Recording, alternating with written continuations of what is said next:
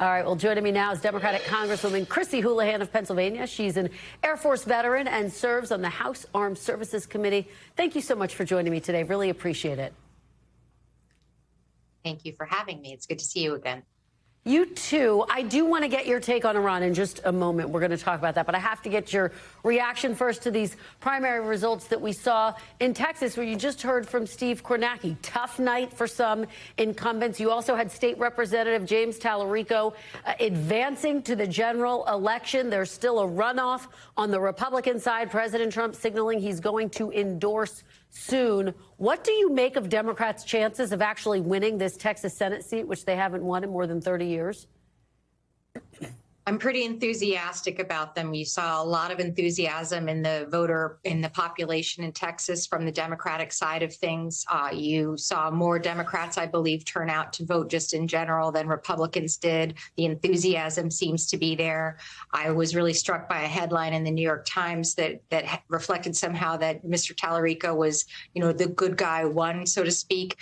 Either candidate would have been an amazing candidate. But what I like about the way that Mr. Tallarico ran is he ran trying to bring everybody together, including independents and moderate Republicans. And I think that's a really good way in the general election to move forward as well. I know you just had Mr. McCall on, and he said we can't afford 3 more months of Republican ennui about who's going to run in Texas. We can't afford 3 more months of the Republican Party, full stop. And so I'm very, very hopeful that we have the opportunity to be able to make some significant changes in the House and also in the Senate in November. All right. Well, the race is going to be fascinating. That is for sure. I do want to talk about Iran. You mentioned my conversation with Congressman Michael McCall, which I had a little bit earlier in the program. You obviously heard him tout the president's decisive action, as he described it. He argues the president has the authority to launch this war without Congress for now. How do you respond to that? He says if it gets to 5 weeks, he's going to need to go to Congress. How do you respond to that? With all respect to former Chairman McCall, who is a good friend and who I admire, that's hooey, as my father-in-law would say. Congress and Congress alone declares war and decides whether war is appropriate. Iran, everyone agrees, all of us agree, is a very bad actor on the global stage and has been for more than a few decades. But that does not justify a war being declared by the president without including the Congress at all. And no matter how many days we set for it, that's an arbitrary metric. He should have and still should be coming to the Congress hat in hand, giving us the explanation for what it is that would require the kind of actions that's already been taken and what sort of actions will continue to be taken and what the off-ramps are. Well, and let me ask you, because the War Powers Resolution facing an uphill battle, but even if it were to pass, this war has already been launched. Would it not be after the fact? No, and this is one of the things that frustrates many of us who are here. Our Republican colleagues had that sort of backwards logic of we can't vote on it before it happens, and once it's happened, we can't vote on it because it's already happened, and here we are. And now we're in this place where we are going to vote on a war powers resolution of sorts that is declaring that the president shouldn't go any further without the consent of Congress. And you're not wrong to say that I'm not certain whether it will pass. And even if it does pass, I'm pretty certain that it won't go anywhere because the president will be able to veto it if it were a certain form of law, and it may just die where it is. And that is, I think, still important. I think it's very important that every single representative of the people of America should be asked to be on record for whether this is a lawful war and whether or not their taxpayer dollars, their treasure, and the people's blood, the blood of the 6 people who have already died, should be authorized to be expended. And so far, that hasn't happened. And that's what the Constitution obliges us to do.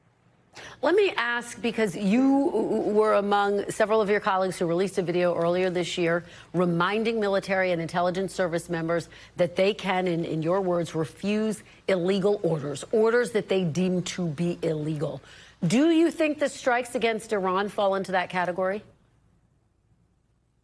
I've been mulling that one over, and I think it's an interesting question. I think that you are to assume that the orders of the president are lawful orders, and as we wrestle with this issue, we should assume that those are lawful orders.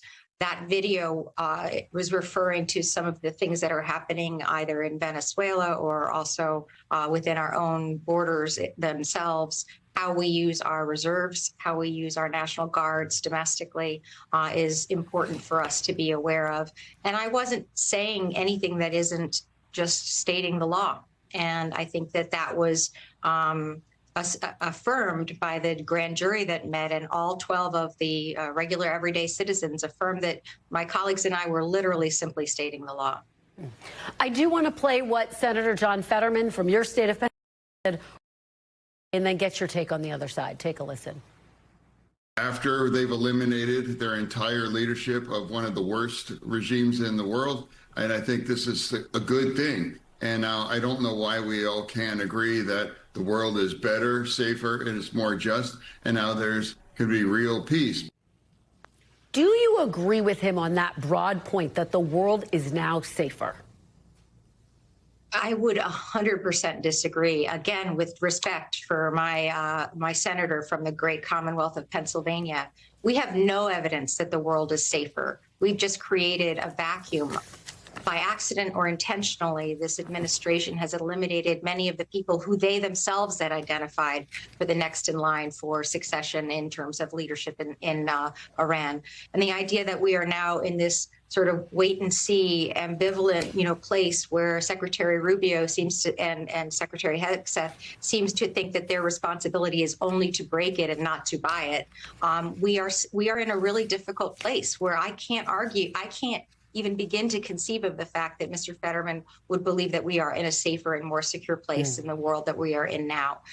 There's a path, a very, very narrow one, where in some metaverse somewhere in the future, it could be a safer world. But I would argue that the more likely scenario is a much more dangerous and destabilized world, as we have seen historically in places like Iraq or places like Afghanistan or places like Vietnam. You can go further back still as well. All right, Congresswoman Chrissy Houlahan, really appreciate it. Thank you so much. Thank you. We thank you for watching, and remember, stay updated on breaking news and top stories on the NBC News app or watch live on our YouTube channel.